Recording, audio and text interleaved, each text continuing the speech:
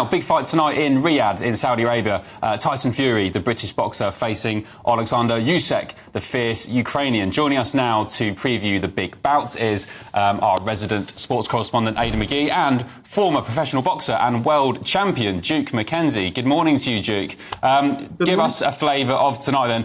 What does it mean in terms of the legacy of Tyson Fury? He's bidding to become the undisputed world champion, who last was, as far as I remember, was it Lennox Lewis? 25 years ago. Yeah, Lennox Lewis 20 years ago, over 20 years now. So in terms of magnitude, this is as big as it gets. It's when the heavyweights fight for the undisputed championship of the world, it's the biggest fight in boxing.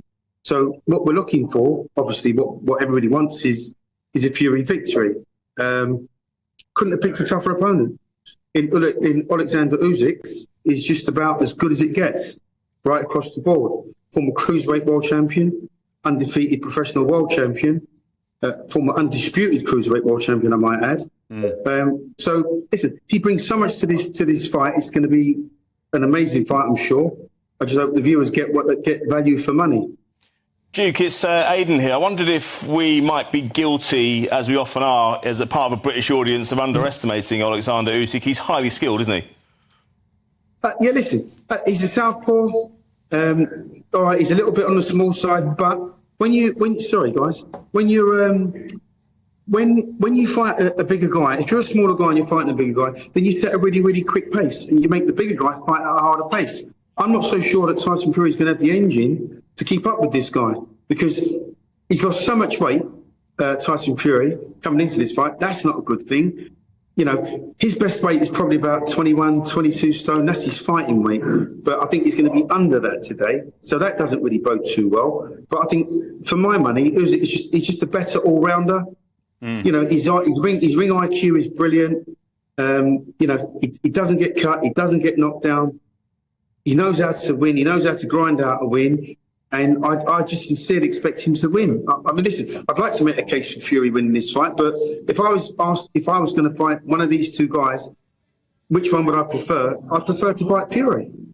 Duke, I often pay the subscription, as you have to watch these boxing matches live in the middle of the night. This one's coming from Saudi Arabia, isn't it? How do you think this one's going to go the distance? Do you think it'd be a knockout? Is it basically worth us paying to watch it tonight? Oh, yeah, listen, you've got to pay to watch it. It's like I say, it's not a fight, it's an event. It would have been great if the fight would have been over here at Wembley Arena in front of 90,000, it's 100,000, but that's not the case. It's ended up in Saudi because they're paying the big bucks. Yeah, of course it's worth staying up to watch.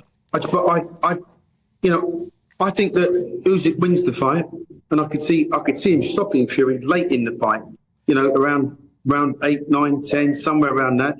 Because, you know, this guy's got the world in his country. He's got the whole country that he's fighting for. And some guys shrink under that sort of pressure, but this guy actually thrives to it and rises to it. So I would imagine he'll set a really, really quick pace to get under them big long caterpillar arms of Fury, and he'll work him out on the inside. And, you know, there's a bit of scar tissue floating around in Fury's eye, I'm sure, from his last fight. He got cut in training, they tell me.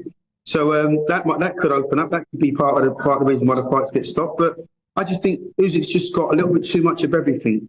Good jab, good engine, takes a good shot, good ring IQ. It's going to take it would take an exceptional Tyson Fury to beat him. This isn't the Tyson Fury we're looking at that went to America and beat Deontay Wilder. You know, this guy's or that went to Germany and beat Klitschko. You know, there's a few miles on his clock now, and I just think, you know, Usyk's a much fresher, younger. I think he's 36, 37 years of age. He's a younger, fresher. His engine's just far better for me. Duke, can I just ask you about you mentioned it just then, you referenced it, the gash that opened up during training a few months ago. Are you concerned about that? I think we'll probably learn a bit about his stance, won't we, as regards whether he's prepared to protect it. And if he is protecting it, then I suppose Usyk will probably move in for the kill. Well, yeah, I mean, listen, he wouldn't be fighting if he never got medical clearance from the world governing body, you know, as far as that cut is concerned. I hope it doesn't open up, because obviously what we don't want is a fight stopped on cuts. But you can't bear that out. You can't rule that one out. Could get stopped on cuts, and then we're going to have it'll be more controversial. We'll have more controversial ending than what we first anticipated. But I think there's going to be controversy right across the board in this one tonight, because this is the this is Tyson Fury we're talking about, who never knows what he's going to do when he's going to do it. You know, he's almost like a walking time bomb.